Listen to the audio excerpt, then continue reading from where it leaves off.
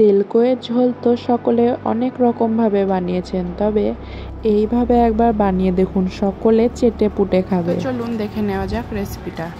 এখানে আমি নিয়েছি 5-6টা আদার টুকরো, আর নিয়েছি 1 চামচ মৌরি, 1 চামচ জিরে গুঁড়ো, নিয়েছি 3টে শুকনো লঙ্কা। বেটার রেজাল্টের জন্য আপনারা গোটা জিরে ব্যবহার করতে পারেন।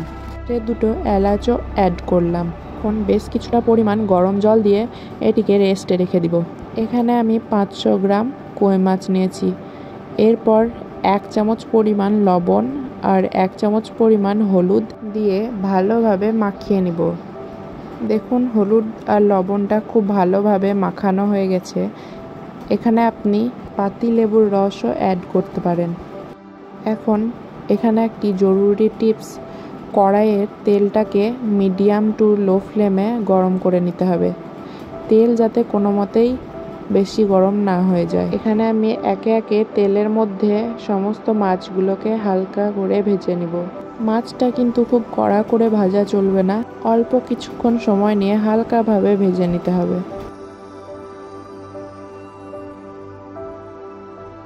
মাছের এক পিঠ আমার ভাজা হয়ে গেছে। এবার একটি খুন্তির সাহায্যে উল্টে পাল্টে দিব। কই মাছের এই রেসিপিটি বাড়িতে বানিয়ে দেখবেন, আশা করি সকলেই খুবই পছন্দ করবে। আর আমার চ্যানেলে রেসিপিগুলো আপনাদের কেমন লাগে অবশ্যই জানাবেন। মাছটা আমার হালকাভাবে ভেজে নেওয়া হয়েছে। আমি কিন্তু মাছটাকে আর ভাজবো না। এবার একটি বাটির মধ্যে তুলে নিচ্ছি।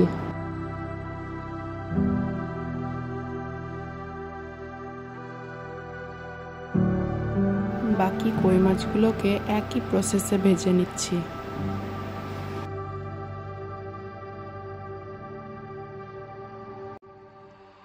মাছগুলো আমার ভেজে নেওয়া হয়ে গেছে। এবার কড়াইতে 1 চামচ পরিমাণের কালো জিরে অ্যাড করলাম।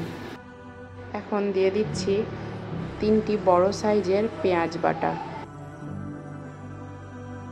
পেঁয়াজটাকে ততক্ষণ নাড়তে থাকবো যতক্ষণ না পেঁয়াজের কাঁচা গন্ধ চলে যায়। পেঁয়াজটা 60% কুক হয়ে গেলে 3টে কাঁচা লঙ্কাকে চিড়ে দিয়ে দিয়েছি। আপনারা যেরকম ঝাল খাবেন দিয়ে দিবেন। পেঁয়াজটাকে আরও কিছুক্ষণ নাড়ব।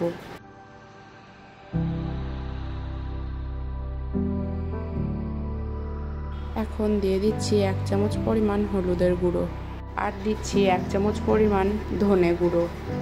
মাছের ঝোলটার মধ্যে সুন্দর একটা কালার আনার জন্য দিয়ে দিলাম 1/2 চামচ কাশ্মীরি লঙ্কার গুঁড়ো। এখন এই মশলাটিকে ভালোভাবে নেড়ে চেড়ে নিচ্ছি। এখন আমি দিয়ে দিচ্ছি স্বাদ মতো লবণ। মাছ ভাজার জন্য যেহেতু লবণ দিয়েছি, তাই এখানে লবণটা একটু কমে দিলাম। এখন দেখুন মশলার মধ্যে তেল ছাড়তে লেগেছে। ঠিক এই পর্যায়ে আগে থেকে তৈরি করে নেওয়া মশলাটার পেস্ট দিয়ে দিলাম। এখন এই মশলাটিকে অনবরত নাড়তে থাকবো। দিয়ে দিচ্ছি 2টো বড় সাইজের টমেটো। এখানে টমেটোর পেস্ট ব্যবহার করলে কি হয়, টমেটোর কাঁচা গন্ধটা যেতে অনেকটা সময় লেগে যায়। এই জন্য আমি এখানে গোটা টমেটো ব্যবহার করেছি। এখন খুব বেশি না নেড়ে ঢাকনা চেপে বেশ কিছুক্ষণের জন্য টমেটোটা সিদ্ধ হতে দিলাম। 2 থেকে 3 মিনিট পর ঢাকনা খুলে দেখে নিচ্ছি আমার মশলাটা একদম তৈরি হয়ে গেছে।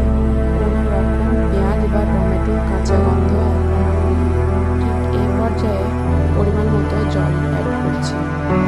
এখানে খুব বেশি ঝোল খেতে পছন্দ করলে জলের পরিমাণটা একটু বেশি রাখবেন, আর যদি গ্রেভি খেতে চান